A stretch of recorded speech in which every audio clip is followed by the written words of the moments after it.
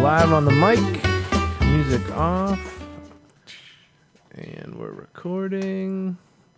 5, 4, 3. Welcome, everyone, and pull up a seat at the table. It's lunchtime in Rome. Tonight's episode 187 is entitled Childhood Essentials Part 2. This week at the table, we'll continue talking about the essentials that every child needs to become a well-adjusted adult. How many did you receive? How well are you doing for your kids? Are you one or more of them for the kids in your world? Nailed it. Pull up a seat at the table and join us. First-time listeners can subscribe on your favorite podcast app. Watch us live at youtube.com/lunchtime in Rome or listen directly on lunchtimeinrome.com. While there, you can take our relational needs questionnaire. Make sure to follow us on all social media. And it'd be great if you give us a 5-star review. Jay, what specifically is this podcast Being about? alone is the worst. Good times aren't as good, and bad times are worse when you are all alone. Romans 12:15 says to rejoice with those who rejoice and mourn with those who mourn. That is how you keep people from being alone and what this podcast is all about. We demonstrate that in the first 15 minutes or so of the podcast, and we talk about it for the rest. So while it may not be 12:15 in Rome, we're treating it like it is lunchtime in Rome. I've got a fork. Yeah, I think we all do. Yeah, this is exciting. Yeah, so Jay brought in some meat. Jay, what specific cut are we It looking is at? a boneless beef short rib from the Fat Butcher, self-named. I'm not describing them. Right. That's the name of the establishment. Right. In Lawrenceville, PA. All their meat is locally sourced. So I bought a beef short rib. Yeah. Sous vide it for 45 hours. It's amazing. And then I seared it on the flat top. And they told you to sous vide it for 48. They didn't. Everyone on the internet. Everyone on the internet did. 45 to 48 hours. Yeah. That's insane. I did it at 130 degrees, or like 100. It was 130, and most of them said like 139 or something. And I'm like, I ain't making no shoe leather. Yeah. But so in the sous vide, though, the one thing that you got to be kind of worried about with sometimes if you do it too long, the meat will break down and then the consistency is really not good. Oh, interesting. So there's a magic to it. If you do it right, you can make a cheap steak taste like a more expensive steak. I have a chuck roast that will be in for 48 hours. Yeah. And it's awesome. It's going to taste like prime rib. Yeah, like that's what's great. But if I've done chicken and it too long. Like you just can't. Yeah. You can't. What does it do? Does it like get mushy or It loses its its consistency or texture. Yeah, and like integrity. And it also and one of the things that the sous vide does is it keeps your meat moist. So, and in this case, if you do it too long with chicken, it'll actually dry it out. I got to tell you, I'm sitting right next to Jay and his meat here, and it looks like it's going to taste amazing. It looks. I can smell it from here. It smells amazing. It's a good smell. It looks like it's going to taste amazing. Well, it looks like it's going to smell amazing. Listen, you smell something? It's been a while. I'm excited because it's been a while since we've had a tasting on the show, and I'm really reaching to fill the air here because Well, I'm going to fill it with my chewing noises right now. I'm gonna take this one. Probably should go one at a time, lest we all just into the mic. I already went. How is it? It's unbelievable. It's really good. It's really good. It's really good. That's some soft beef right there. It is. It didn't lose its integrity. No. And I'm not eating, and I'm not even filling the air. That's actually quite funny. I sat there for a second. I was like, "Oh, nobody's talking." Wait, I'm not eating. Man, what'd you season it with? A little thing I like to call salt and pepper. Ladies and gentlemen. I did salt and pepper before I vacuum sealed, and then I did salt for the sear, because they say sometimes when you sear pepper, it'll actually burn the pepper. I don't know if that's true or not, but it's got me scared. So then I finished with a little salt and pepper. It's pretty good. Incredible. Look at that marbling right there. That's Look at great. that. Look at that marble. Look at that fat going right through there. Dude, I love how you're like, it's pretty good, and I'm like, this is one of the most unbelievable pieces of meat I've ever had. Like, It's pretty good. It's pretty good, man. Considering it's been out of the cast iron now for 40 minutes. Wow. Yeah, Chris. I'll take one more. Yeah. Thank you so much. Think we need one more? Let's get one more. Yeah, let me go one more. That's amazing. While he cuts that, should I? I'll give a little update. Yeah. So we have. If I was on, I was not on pod last week. If I was on, I was going to give a frustrating update about the terminology used in the medical field. Specific. I mean, You had me at the medical field. there you go. So a few weeks ago, Amy was supposed to get ready for radiation. She was supposed to have what they called a simulation.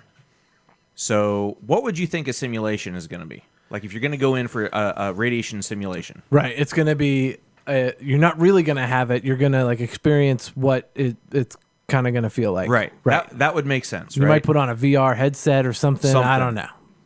But yeah. So no, it wasn't. It was you go in and you get a little tattoo. And yes, real tattoos like little pinpoint size tattoos to sort of triangulate a position of where you're going to get the radiation, I guess. And she got like a CAT scan or something like that. Why they call it a simulation, I don't know. And then last week was the big week, starting radiation, right? And Yeah. as everyone who listens knows, we have been frustrated with the process. Not that anybody's done anything wrong. It's just like an ongoing, 2 steps forward, 1 step back, trying to get moving on this thing. So last week was a big week, starting radiation. And so on Wednesday, she was going to go in for the dry run. That's what this one was called, the dry run. So what would you do on a dry run? That's the medical term?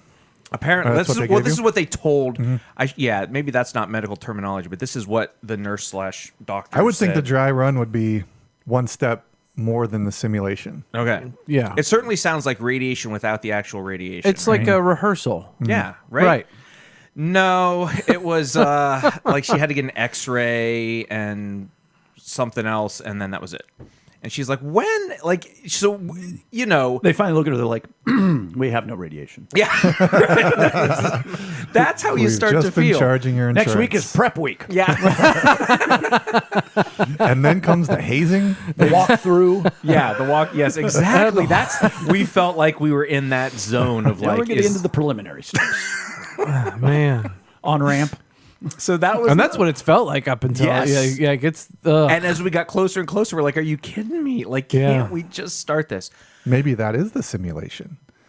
Maybe it's not all real. Ooh, like the simulation is the. Yeah. She's in it now. Right. Like maybe we're all What in if a there is no simulation. radiation? Like there really, it's just like they tell you. Possible. This is what we're getting. what's that called when they give That's you a like deeper the sugar pill? conversation. Or like they give you the sugar pill? Placebo? Or the, yeah, the placebo. Yeah, right. Yeah, your body can actually heal itself of cancer. Yeah. Now, anyway, that was the frustrating news.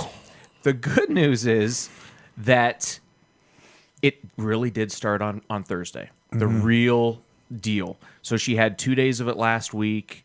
And what we're calling Did they call it the real deal? I think that's the That's the medical medical term. terminology. It's negative. My God. Why? Michael Scott. Was that George Costanza originally? Oh, was it really? I think so. Ooh, interesting. I don't remember that one. So what's your good news, Chris? So the good news is it really started on Thursday. It's every weekday for 4 weeks. So she's off that whole time? She is right now, yeah, because it has like the timing of the appointment is it's during the day, and she's not going to feel great. Like at first, it sort of ramps up as you go because they're basically sunburning you and intense like UV radiation. And so the first few days she's okay, but by the end of this week I think she's going to really start feeling it, and then it's going to be it wears you out, and it just like So it builds up for the week. You recoup over the weekend. Build pretty up for the much. week. How many yeah. weeks? 4. But she had 2 last week, Thursday, Friday. Today's Wednesday, so she finished her 3rd of this week. So she's 5 in total, and now we feel like it's at least moving. It's something's happening. And the weeks go by. I mean, like once you get into it, there's the rhythm of it. You bang it out. And I lament with you back in the Trey days when all of his doctors would get together. I think it was like once a week, and they would meet, and they called it the tumor board. The tumor board. I was like, all right, sweet. I guess I see you're separating it, so you're not saying, hey, this little 2-year-old with cancer's care. We're calling it the tumor board. But like, you can maybe just say when we met. You don't have to say like, well, the tumor board met and we talked about, you go with we. Maybe let's not call it the tumor board. Yeah. Speaking of terminology, yeah. Seems Yeah, that like- was the yeah. transition there. Got you. Yeah.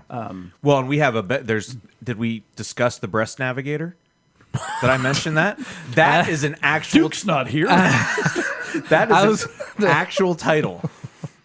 The person whose job it is in. You're like, I thought that was my job. I'm like, wait a minute. I signed up for that in college. Like, what's going on? And my Amy life. looks at the doctor. He's really not very good. So I'm glad that you're here. Breast navigator. Chris, pay attention now. Please. Pay attention. It turns out it's just a person's job who, like, basically makes sure that patients are on the right track. What's the next step in their. He bargained. They're like, we can only pay $100,000. He's like, all right, but you got to call me the breast navigator. I want it on my business card. Has to be on my business card. It's on my On his LinkedIn license profile. yeah. The breast man. Just like, Yeah. I was already, yeah. So that's what we got going on, and it's overall good.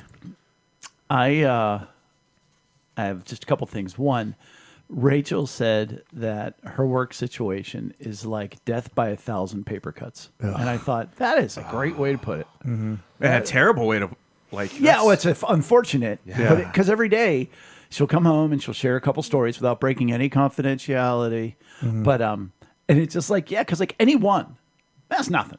It's nothing. But you put them all together and you're like, well, that's just terrible right there. That's just the worst. And it's incredible to me how she has to navigate that in so many different ways. And again, I celebrate that she's got a coworker that they are basically the same person and they get each other. And so they can give each other knowing looks, and get through it and all that stuff. But I thought that was a good phrase, death by 1,000 paper cuts. The other one is we have somebody in our lives that has been going through a lot, and for their confidentiality, I won't point it out. And they had a somewhat, and by that I mean pretty rough childhood. And Rachel, after comforting, which was good, she said, listen, you got to rise above your raising. And she said, you don't have to continue to be the way you've always been, and you don't have to be what you've been conditioned to become. And of course, me, the guy who's all about emotional needs and all that stuff, I was like, raisin. What is shriveled up grape? I'm just rising above a raisin. And she looked at me Rise like, above she's your like, are raisin. you kidding me? I was like, what? Once I figured it out, it made so much more sense. And as it turns out, for the person going through their trauma, they said that has been one of the calling things that have gotten them through this time. That is a really great phrase. Like, that is rise something above- you can call on, like, in your brain. What like, was it rise again? Above your Rise raising. above your rise raising. above your raising. Yeah. That's, man. I believe it actually is raisin because it's sort of like a southern phrase. That's a shirt. Yeah. That's a shirt. Yeah. with like if I a ever raisin saw one. on it. And it's got like With an and you're arrow. like, Jay, we're not doing the raisin. And coming from Rachel, I mean, that carries a lot of weight in a lot of different ways. She rose above her raisin, and so that's Yeah, she really has. Yeah. So it was pretty cool, and I wanted to share those. The other thing is last night, Penn Hills, ranked number 1 in the WPIL 5A rankings, is playing Gateway number 3. Big showdown. All the big wigs are there, and it's, the media is there. And during the girls' game, which precedes the guys' game, both a newspaper guy, the Rock Some More Sports, which is like this independent thing that schools hire to broadcast their sports. He comes up to me, and a photographer come up to me. Hey, do you have rosters? And I was like, let me see here. I went on a little thing we call the internet. And I went ahead and printed out rosters for me because I'm the announcer. You guys are all in media. Did you think maybe you guys could do that too? Like, I was actively announcing the girls' game. Yeah. And they're coming up to me. Hey, you got an extra roster? I'm like, and I just thought about it for a minute. I was like, I'm almost a volunteer. Right. This is your profession. Right. You walk into a You should be gymnasium, giving me one. no roster. You would think so. Right. Yeah. But during the game, Penn Hills is blowing them out. They were up 31 points at halftime. At one point, Gateway had 14 turnovers and 11 points. Oh, wow. I mean, it was, and their coach is a 6'6", gigantic, muscular, intimidating man. And the second half starts, and we're in the mercy rule, which means the clock only stops for free throws. That's it. Balls out of bounds, and timeouts. Balls out of bounds, fouls, nothing, because the one team's just killing the other team. So ball goes out of bounds, and their coach starts flipping out. He's like, why is the clock running? Why is the clock running? Now, mind you, Todd's running the clock. It's always a little bit uncomfortable when anybody complains, because if he's wrong, it's going to make him super upset. If he's not wrong, he's going to try to kill them, because Todd is not short of temper. So I just keep looking forward, because I'm just a mouth. I just play music and I do announcements. So the woman who runs the scoreboard, not the clock, she goes, "It's a running clock." And he goes, "Yeah, and the ball's out of bounds. It's not supposed to be a running clock." And then they said, "Mercy rule." And he goes, "We don't want a mercy rule." It was, I mean, the entire scorer's table melted down. And I looked up at him, and you just see him just smiling. And I said, "Man, you should have opted out." He's like, "We should have." But in all my years of insane basketball coaches who will mother F children and scream and yell, and before the game, I went up to him and I said, "Hey, coach," I said, "just want to let you know, it's anthem, then lineups," which is what we do before the game. And he barely moved his head a millimeter. And I was like, "Really? Really? You can't even just go, 'Thank you'?" Like, he was that focused and everything else. And he's up here cracking jokes. It was a beautiful moment. I laughed about it 3 times today. Well, we don't want a mercy rule. And like he was saying it, like he kind of melted in his attitude. Oh, absolutely. He started cracking up, and he realizes he's down 35 points with 7 minutes left in the third quarter. He's just coaching away, man. He's just like, "Well, I wish we didn't have a mercy rule." Speaking of media, Yes. do you remember that major winter storm that we got here in Pittsburgh? That the news was my gosh. ramping up for days and days. There's and car wrecks everywhere. I think planes were falling out of the sky. Yeah, it's crazy. When are we as a society going to step away from our TVs and devices and quit living in fear? Like, the fear that is palpable. They shut Ethan. They shut Ethan and Abby Penn Hills down last night. Well, so they shut Chris's school down. Keysport. Yeah, we were talking about. I think most were in the area. Yeah. Yeah, Maggie had preschool. Really? Yep. I don't know what school district they go by. I can't remember. I don't know if it's Wilkinsburg. not Penn Hills. It's not Penn Hills. That's not Rick Kwan. That's not very cool. That's not Rick Kwan. So, yeah, I think it's amazing how much people overblow things and buy into the fear. Do you remember the blizzard of I don't know when? 2010? The last big one Yep, we had. I was delivering water. And it's I did not know you'd ever done that. I did. That was the only day out of my 7 years that they called me off, was on that blizzard. But what people forget is, So you weren't delivering water. yeah, you weren't I delivered water the next day. for the next 3 weeks. We got like 1 to 4 inches a day. Oh, I It was know. like whatever. Right. How do you know? Weren't you like conditioned? Because I went out every single day delivering water in it. Right, but today it was 1 to 3, and everybody's like, "Oh no!" Yep. And I get it. If it was 1 degree colder, we'd have gotten 5 inches of snow. I guess, but like I was looking at all the different weather sources, and I was like, what are they talking about? Well, okay. weather. So I woke up, I opened my door to see weather. what it was up. And I mean, there was stuff happening. And my understanding was the bigger danger was the freezing rain. So I wanted to ask about Rachel's commute. Like, She was fine. Roads were fine. She leaves at 6:30. Was doing nothing at that point. Didn't even start till like 8:30. Like Okay. I was Yeah. I was timing it. I was like, Abby could have been at school by now. It hasn't even done anything. And then it all Right. rained And then away, it was which gone that was by the on end, that yeah. was on everybody's radar. Which I love that, because now we don't have the slop for the No next shovel. 3 days. Yeah, no shoveling. And we all know that a lot of the reason why they call it, and they just say, remote learning day, is all because of COVID, and they all have the technology to stay home. It's not a snow day. You don't got to make it Yeah. up in June. Yeah, So- which I mean, if they're gonna do it, great. Like, that's nice that they're not gonna make it up in June. And I think a lot of it was lawsuits. They don't want kids and buses sliding all over the place. And the bus situation in nowadays is terrible. And so I think that they were just trying to head off a lot and just preemptively call it. And with Still frustrating, though. Still, it is frustrating. I don't know why I'm so frustrated about it, because I got to sleep in. I don't have to take Ethan to school today. So, another child that I have is Abby, and she has wanted a record player now for a couple weeks. And Getting into the vinyl. yeah, and over the weekend, my aunt, we celebrated her 70th birthday. We went bowling. It was a really, really fun She time. sits at the table. She does. It was a great time. Aunt Phil. And we went bowling, but they also she was like, I have a record player in my basement that we've never opened. What? Yeah, it's this Virgin record player, and they gave it to Abby. Never opened. Yeah, and then they gave her a receiver so that we could, so that she could actually hear it because it doesn't have its own speakers. Right. So Abby's got this record player now up in her bedroom, and How many needles has she gone through?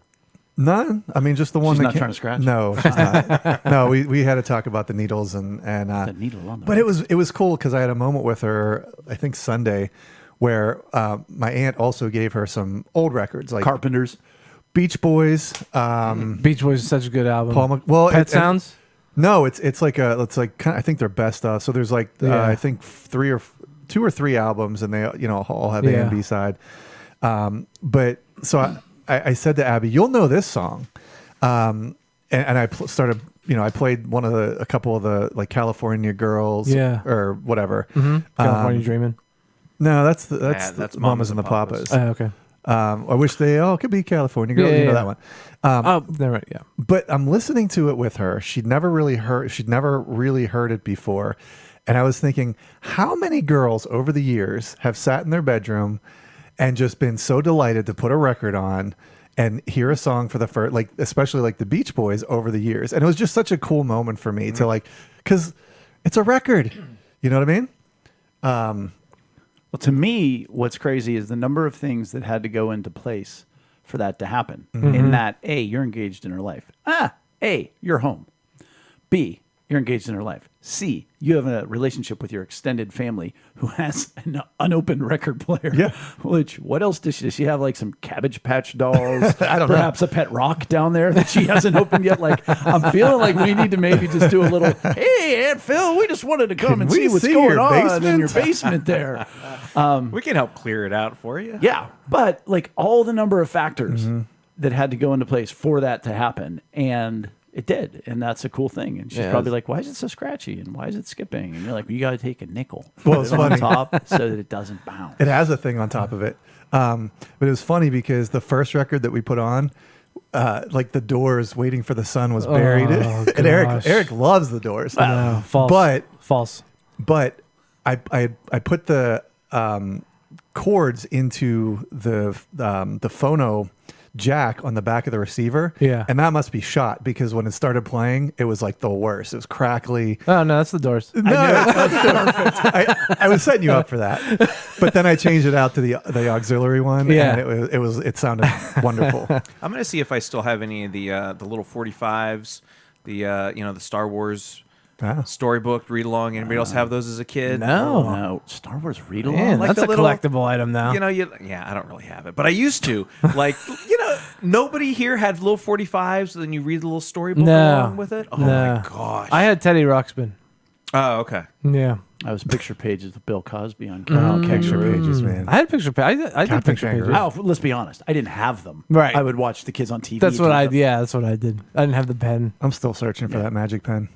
Yeah, we're good. No, go ahead. Oh, well, one fun thing. So we all know Luke. Luke is sat at this table with his wife, literally at the table, and Twice. he was telling me about a golf simulator that he wanted to put together, and he was telling me I about believe it. we and- talked about it at the table before. And I finished building the computer for him, set it all up over the weekend on Saturday morning, and it's up and running, and it is awesome. Like, Man. I'm not a golfer, Right. and I hit a ball You're a golfer. 4 yards. I'm not a ball golfer. Oh, well, that's true. Balf. Wait, Yes. wait. You said simulation, and you're talking about a simulator. Yeah, because you're not really golfing.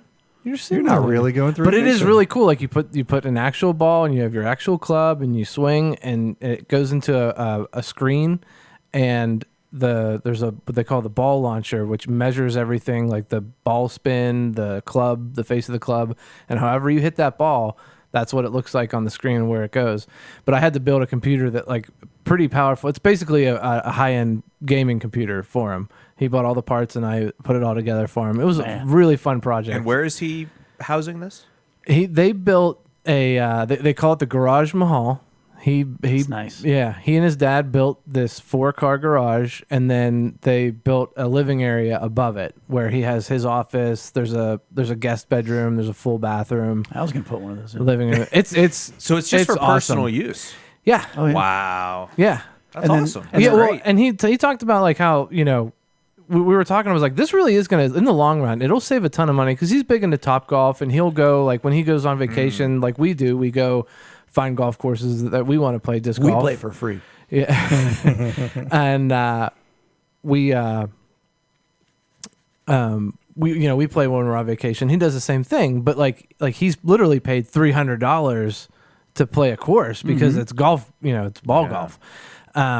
So every time he plays it, like it's $20 he doesn't have to spend at the driving range, you know, things like that, like those nickel and dime things, and then going on the bigger trips and stuff. So Yeah. it's really cool. And he can golf through the winter. He can have friends over And golf probably any course he wants to. Yeah, you can buy like every course. Like you can play Pebble Beach. You can do all that. And as his kid gets a little bit older, he'll spend some time engaged in his kid's life, which is essential. It's one of the essential things that every kid needs to grow up. And we have been going over a list of 40, 20 of which are external assets, 20 of which are internal assets that every kid needs to have to grow up to be a functioning adult. The magic number, this is used industry-wide, you know, and once again, our list says ages 5 to 9, but it's really developmental years. And the magic number is 27. If a kid has 27 of the 40, he's got a shot. You know, Chris, you being in the educational world, you know, the kids who are getting at 26 and below probably got the IEP. They've got some behavioral issues. They're not adjusting well. And so what we did last week is went over 1 through 10, kind of talked about our own childhood, and then talked about society in general now, whether it be our kids or kids in general, and just took a look, and also sort of with the lens of emotional needs that, man, if this need isn't getting met, or if this asset is not being observed or engaged in a child's life, what emotional needs are going to be sprouting from there. So we're picking up, if you weren't with us last week, we did 1 through 10. The list is on our website, yes, and on the show notes. Yep, it's on our show So notes. you can follow along and or catch up. So starting with number 11. Yeah, boundaries and expectations is the next 5 of them, I think. So family boundaries. The family maintains supervision of the child, has reasonable guidelines for behavior, and always knows where the child is. Ooh. There's a lot of that not going on. Well, I was thinking about my own. I was like, yes. Oh, yeah. No. Like, And always knows where the child is. Right. Yeah. well, yeah, home.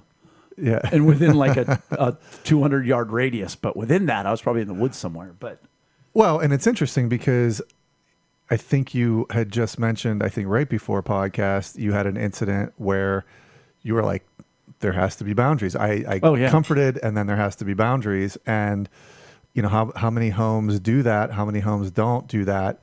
You know, and as humans, we're created for we were created with boundaries in mind, as much as sometimes we don't want them. Yeah. So it is such an important part.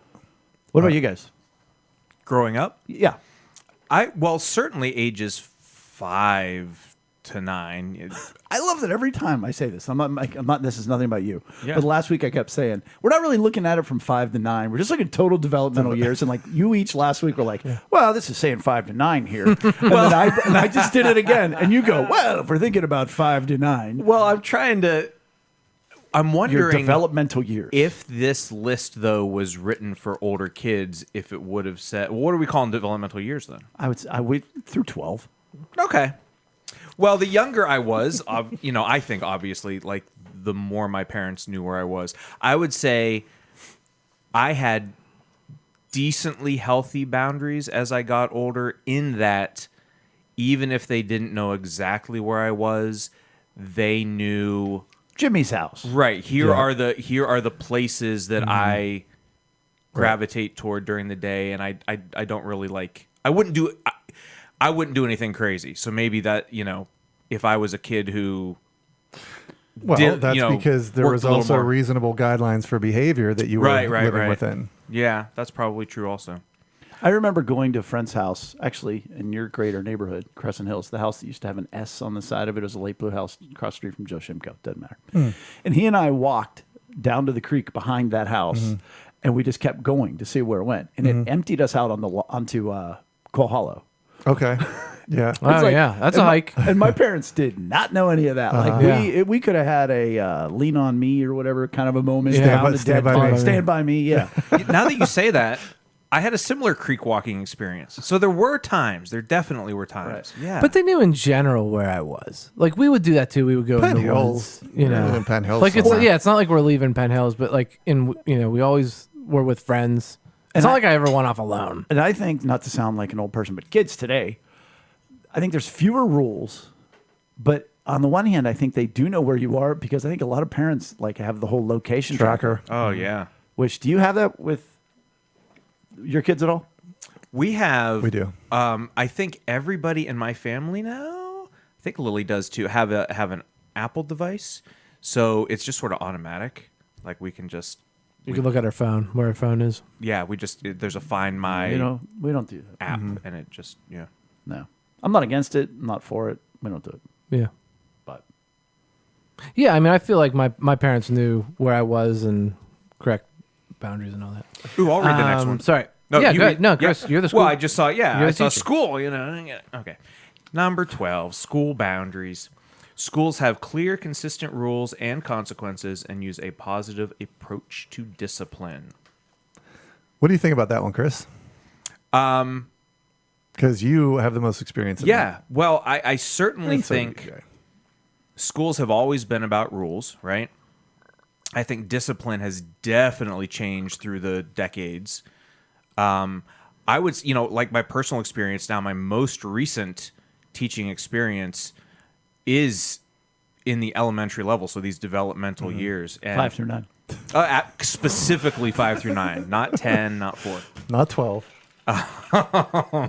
But I love that it includes a positive approach to discipline because, and Jay, you talk about this a lot just in life in general, like teaching through the positive or coaching through the positive and not, keeping your mind, your focus in that direction. And I think schools do a lot better job of that now than they probably used to.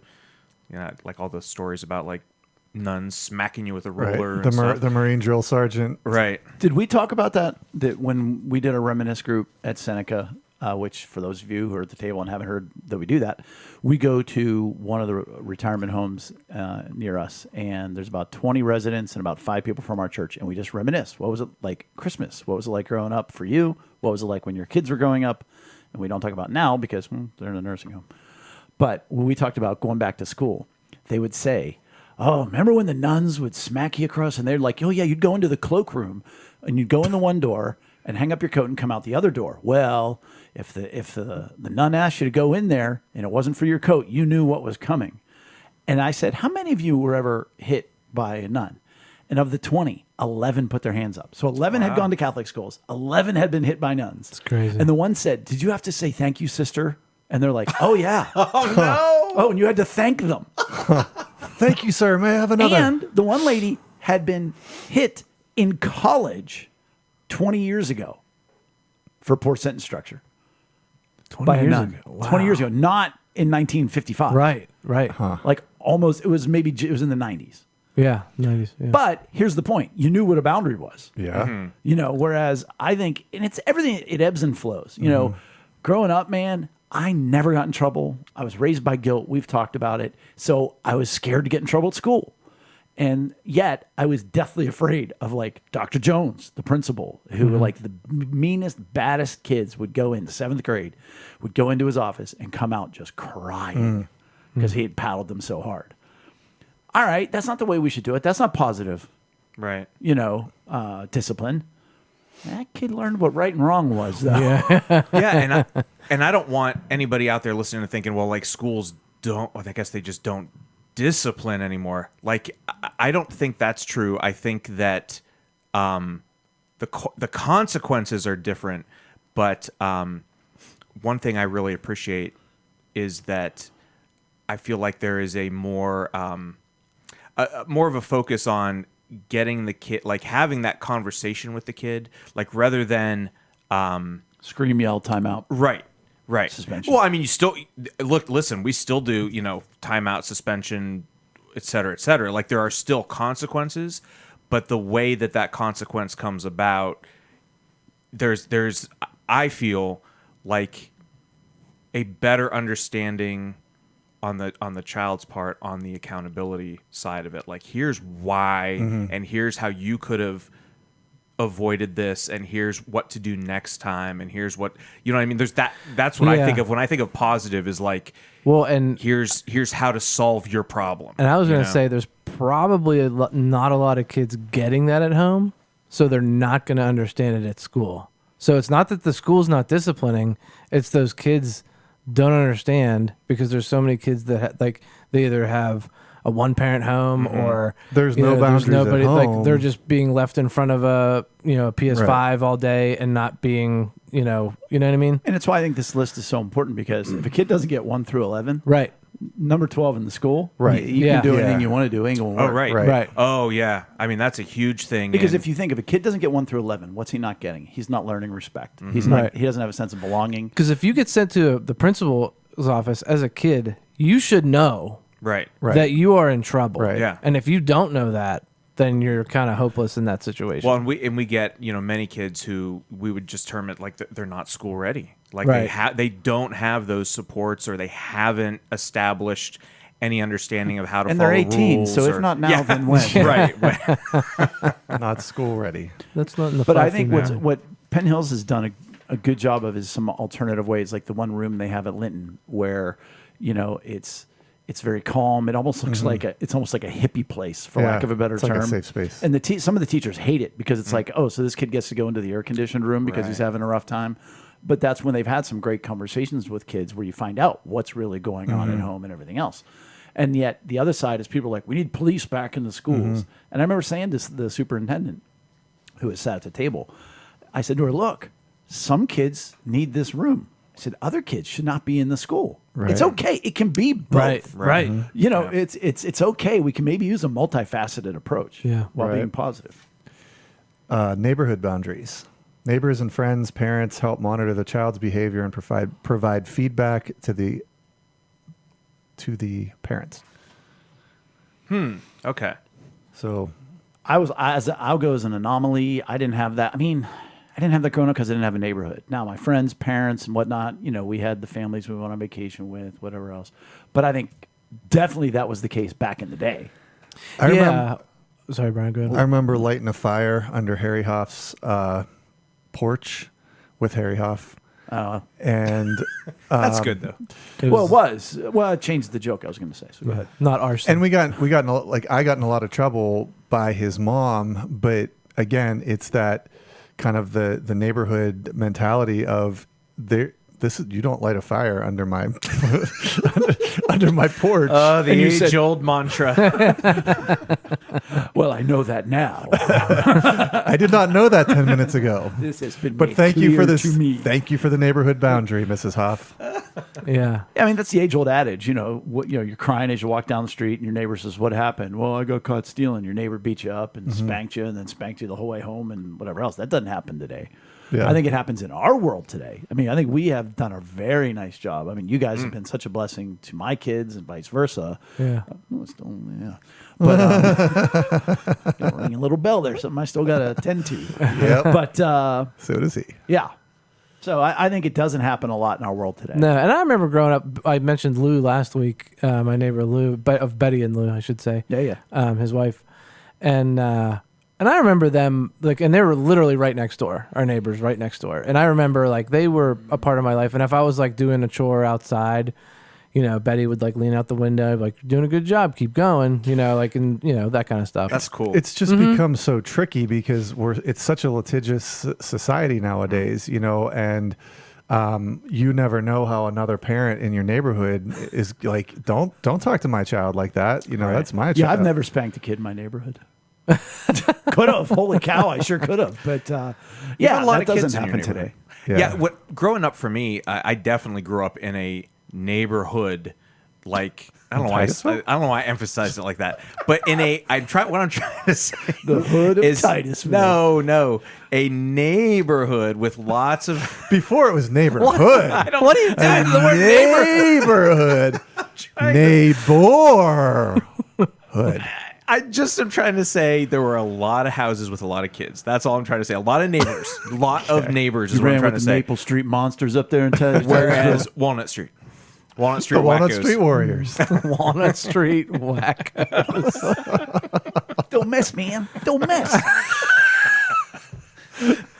When I get back from today- band camp, you're in trouble.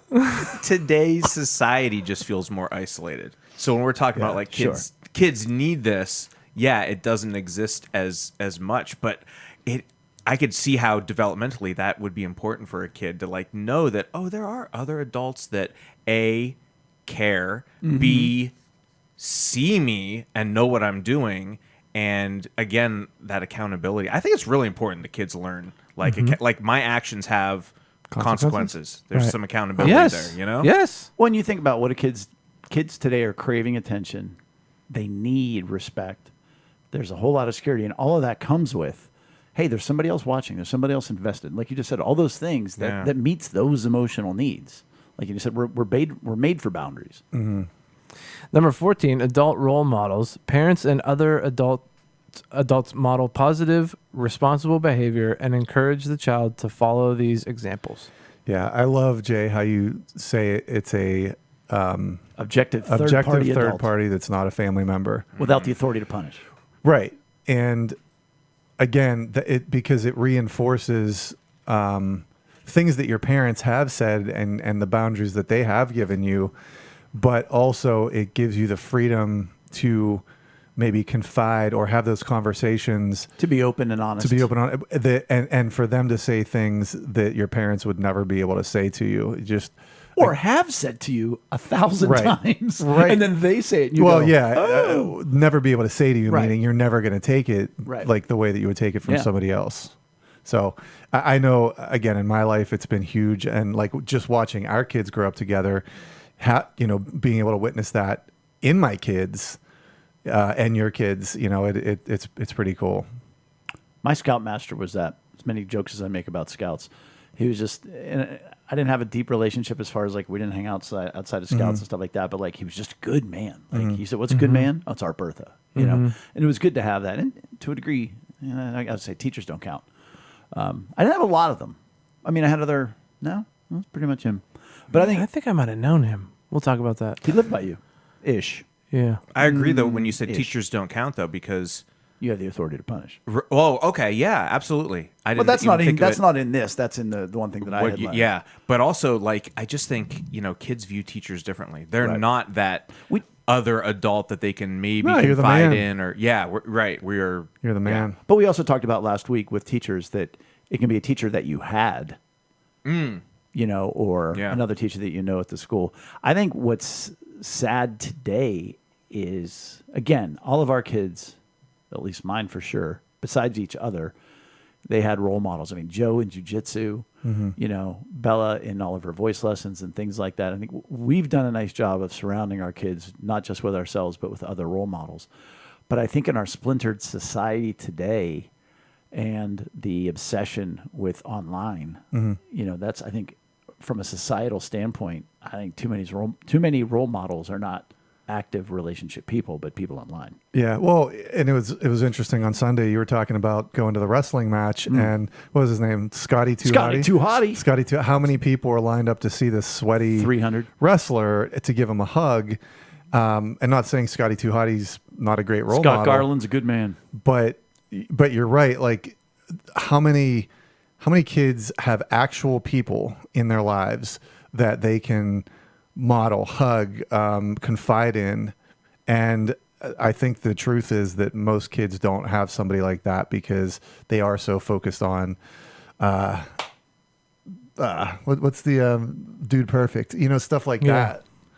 Why are you ripping on Dude? I'm not. I mean, I'm not. I'm just saying like whatever they do that's great, that's still not a real person. Right. It's not going to love you back. Right. It's not going to invest in your life. What about positive peer influence? That isn't really rocket science, but parents monitor the child's friends and encourage spending time with those who set good examples. Yeah. Good. Sorry, I don't think my parents did that. That's one that I don't think I had. And Hence the neighborhood. I mean, like you just went out. Oh, yeah, So they don't know yes. who you were with. The Walnut I mean, and they- Street weirdos. Slackers. I hung out with a lot of different kids, and then like by oh man, I just lost the phrase. It's like secondary. 5 to 9. Go on. Secondary education? Secondary. No, by association. That's what I was trying to say. So by association, then there was like another layer of kids. Sometimes, like another level of acquaintances that. Like there were definitely some people I was around sometimes Some characters. yes, some characters. That's a good gentle way to put it. The Chestnut Street Killers. Yeah. For me, I definitely had it just because I didn't have that many friends because I didn't have a neighborhood. So it was like I had this kid and I had to go play at his house. And so therefore mom knew his mom, I definitely had it. I think there was a lot more of that. Well, I think you're a great example, Chris, because I think parents were more involved. I don't know, actually, if they're more involved back then from that level. Whereas today it's like, okay, play date. I think they're almost hyper controlling. I don't know if Right. my parents ever encouraged me. It's just that I feel like we were around kind of same kids. organically, naturally, good kids. And it didn't need to be encouraged, I guess I should say. But was it monitored? For sure. Like, I think, like, if I started hanging out with some crew, because going back to the part of the, the 1 through 10, like my mom was always a part of the PTA, or she was a band parent. So she always had, her ear to the ground of like who I was hanging out with and whatnot.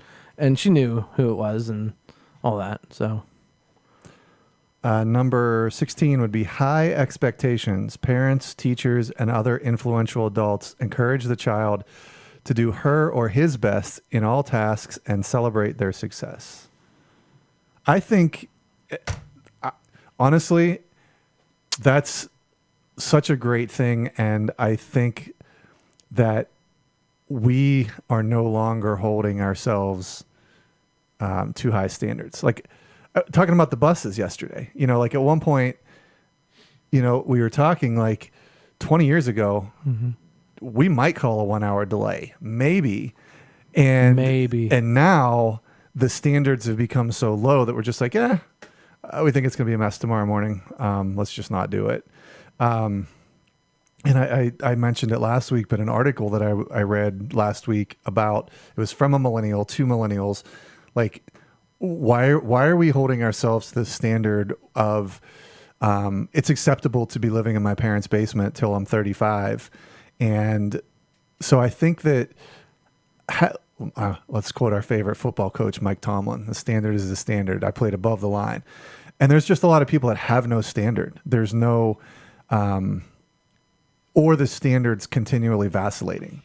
And so I really resonate with this one. And if with your own kids, with me as a parent, I want to know that there's something to reach for. There's something attainable. There's something that you should press for. And a lot of people just have no idea about that. Yeah, I agree. And I was gonna say it's like the I can't even generation, like something that's like so menial. Like maybe they have to do like some hard labor. Like I can't even, And for me, if I'm kind of being nitpicky, I feel like my parents and teachers, they always encourage me in all tasks to do my best. I don't know about all tasks, but like, Yeah, and if we're talking about to pick on millennials, Let alone Gen Z. are we saying that when they were in these of these developmental ages, were their parents and teachers letting them down? Is that what we're saying? Because that's not now. Well, there's right. like, it's so the, it's like the 20 years ago. Is that what we're talking about? Well, it's kind of like the participation award generation. Okay. I remember even I got a participation award, Yeah. In field day or whatever, and that That makes me sad. Not that you got an award, but I you was- said even I participation award. I'm not the most athletic person in the room, but you guys. No. But you guys, I mean, you guys understand that. Like, I mean, I feel like it's been generation after generation after generation of like, well, the baseball team's gonna go get ice cream anyway because even though we lost, we're gonna go because you guys tried. It really is much like the Steelers. We used to attain for Super Bowls, and now we're just like it's Winning seasons. We just Winning seasons, want yeah. a non-losing season. non-losing season. Yeah, there's something. I've been obviously pretty quiet this whole time. Yeah, you've had a because- perplexed look on your face. Well, and I'm thinking the whole time because, I mean, having coached up until this spring, you know, I've had more parents engaged than I have in the past, you know, and I don't know that they're striving for their kids to be their best. You know, it's sort of like they're looking for the same, they want their kid to get the same outcome of the best without working for the best, sort of.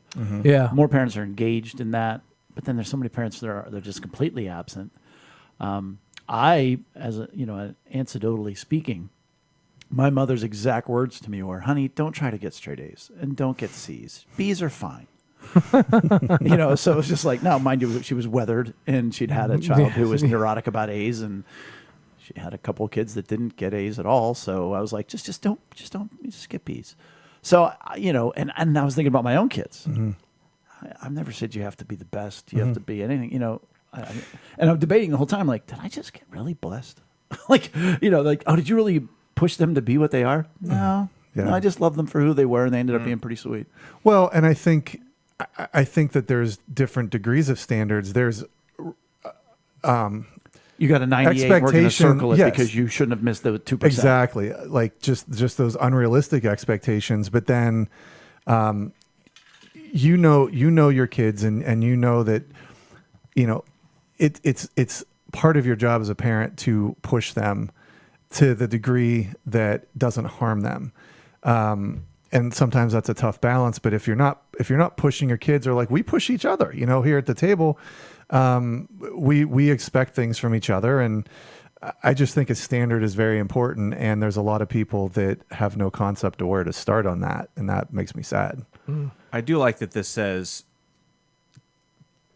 well, it doesn't say push. It says encourage the child to do his or her best. Sure. Like not be the best, but do your best. Like be the best you that you can be. You know? And I think we could go down a big rabbit hole, but you know, in the old days it was, boy, look at how good they are. Look at what they've accomplished. You should strive to be like that. And the prevailing thing in society today is, look how good they are. Let's tear them down. You know, let's talk behind their back and whatnot. Right? Hopefully that's not that's the kind of case. become the standard. That is the standard.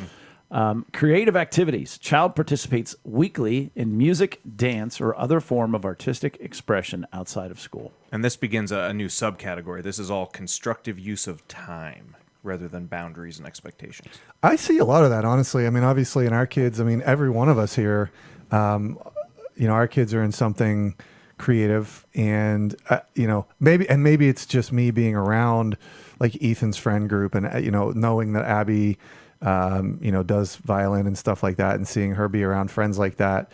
But I do feel like there is a push in society. And I think sometimes to too much of a degree. I mean, everybody knows those parents that are, you know, shuttling their kids every single night to like 5 different activities. Wait till we get to the next one. Yeah, I think you can go overboard on that. But you know, I think the creative activities, I see it. You know, I see it in a lot of kids. And Yeah.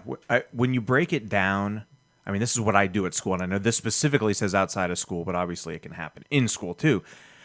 Especially, you know, I teach music, but when I break down creativity, like when I'm talking to the kids and just introducing that concept, not even by name, like when they're really little, I just I get them to make a choice.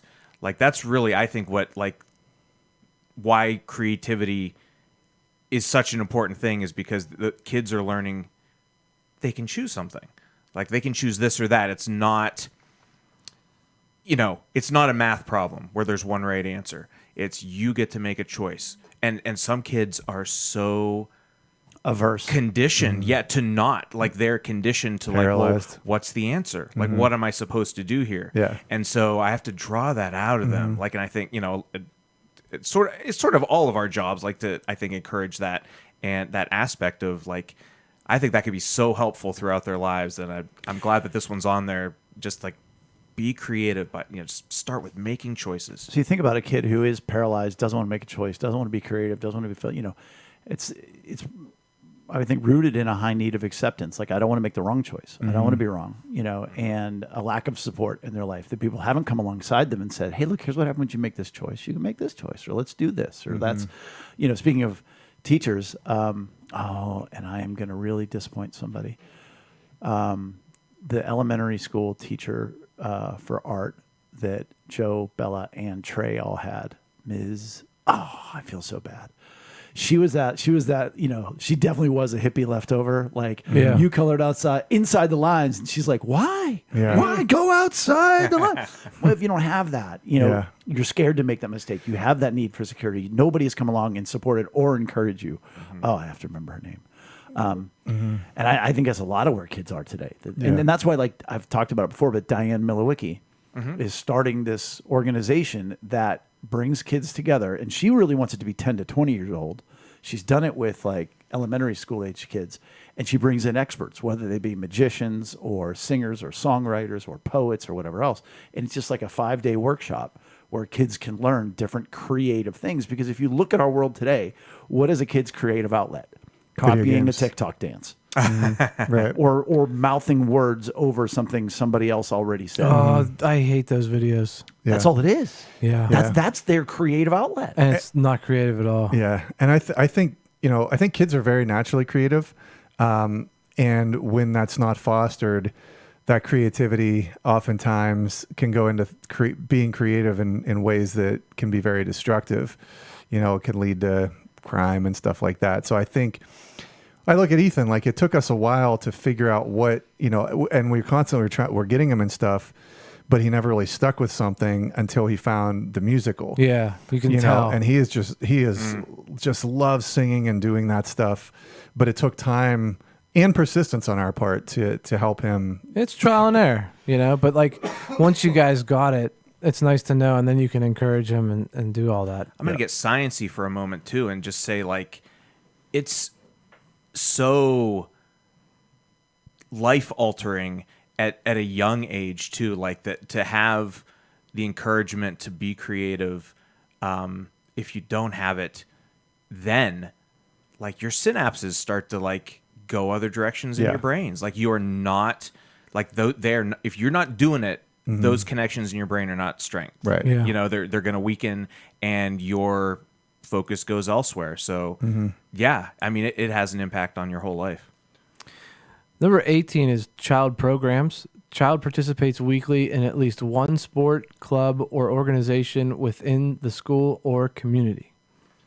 Yeah, and that's kind of what we alluded to earlier. I think you can overdo that. A lot of parents do. Their kids are almost have as many scheduled things as when they go to school, and it's just running around. It's exhausting when I hear some of these parents talk. But seriously, it is nice. It is nice to have the kid, like Ethan played hockey. It was a great outlet for him, and I think it's very essential to help them maintain balance.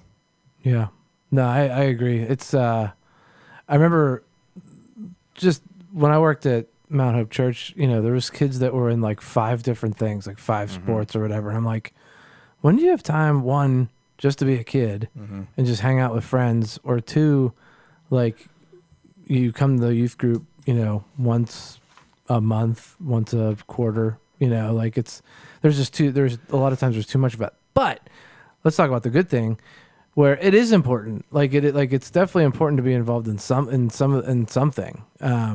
And I do definitely agree with that. And my parents did that with me. Like, I had band, and there was youth group and things like that. Odyssey of the Mind. Yeah. Well, it teaches you how to be social. It teaches you how to function in a society. It teaches you camaraderie. It teaches you a lot of things. Having a group goal. Yeah. That you're, striving for together, like in accomplishing something. Yeah, and you also mentioned youth group, Eric, and that's kind of the next one, religious community. Child participates in age-appropriate religious activities and caring relationships that nurture her or his spiritual development. I know I had that when I was a teenager. And again, I think, we ignore the spiritual side of things because we're so focused on the things like the activities and that kind of stuff. But it is, we're spiritual beings. And so I certainly know it isn't happening today. I mean, it's not a lot today. I mean, and again, it's age appropriate. So like church itself doesn't even count. Yeah. I mean, I went to Sunday school as a kid for a long time and I have great memories of it. But like that really doesn't exist anymore.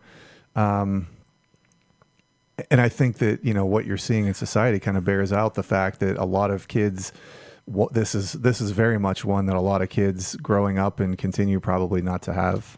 But not exist, do you mean like, because like churches still do it, do you mean like just not as many people go? I've been to a lot of churches, and I mean, I can't remember the last one that has like a Sunday school, but I don't know. Like ours? We have Sunday school? Yeah. Well, I mean, so when I say like, I remember going outside of the service. Like before, like we would go. Oh yeah, we would go Sundays, before. You would go to Sunday school, Or and then you'd have church. Yeah. I see what you mean. Yeah, that's what I mean. I know we have Sunday school. You dismiss the kids every week, but like I'm in an intentional period out. Because otherwise, where are they going? Yeah. Right. Because when you got some explaining to do. When we were kids, we went to Sunday school, and then we kind of graduated to youth group midweek. Right. No, there's certainly a lot less of that, and that also goes to and a lot of these intertwine.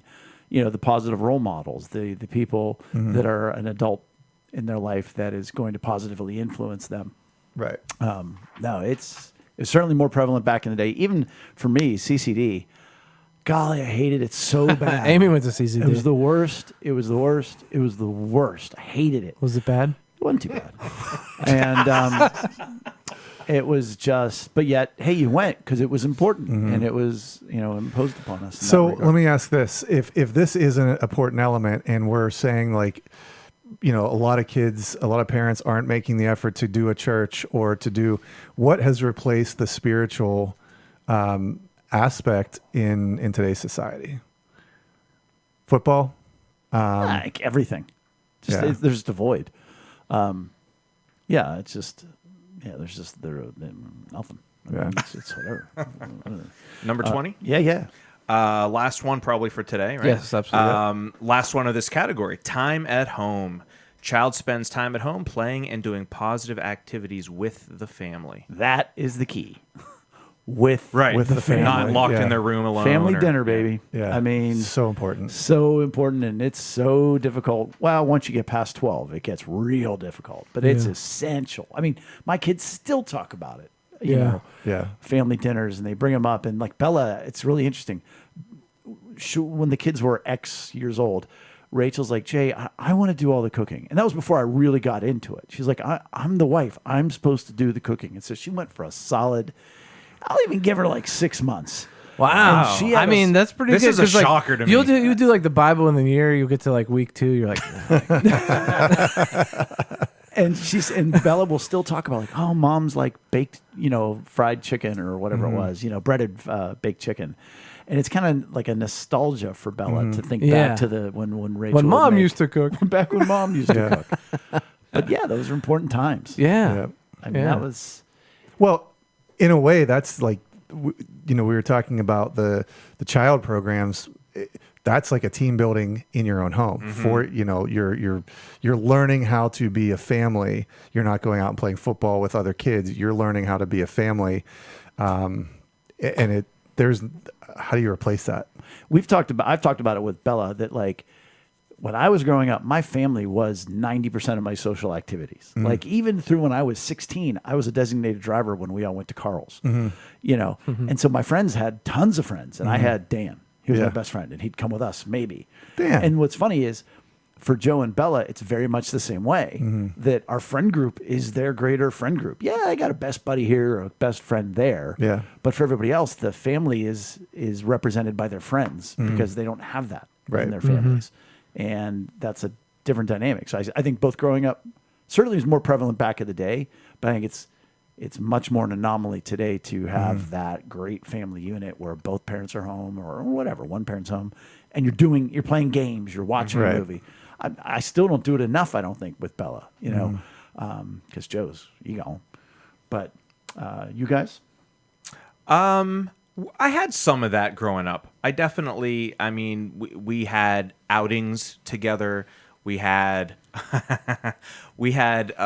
Dukes of Hazzard on Friday night. Oh yeah, Yeah, Oh, we would- man. yeah. Cutting to commercial break as they're going over the Ding, washed ding, out ding. bridge. These boys are gonna be in trouble. But yeah, my mom would make popcorn every Friday night. Oh, We do see, there Dukes you of go. Hazzard. But then Nice. we had little things. So yeah, I definitely had that. Mom kicked us out for Hill Street Blues. Go on. As I've talked about it before, my dad worked out of town a good portion of my childhood, but my mom would always have a hot homemade meal dinner every single day. Me, her, and my brother, and we always did TGIF on Friday night when it was like Full House and Family Matters and all that. Yep. Yeah, That was college. Yeah. Yeah, I remember fondly. There's a show called Bowling for Dollars. It ended up being a Oh, scam. yeah. The guy ended up being a scam. scammer. Nick Perry. I can't remember. I mean, it was when I was real young, but I Was that do. the Daily Number scam?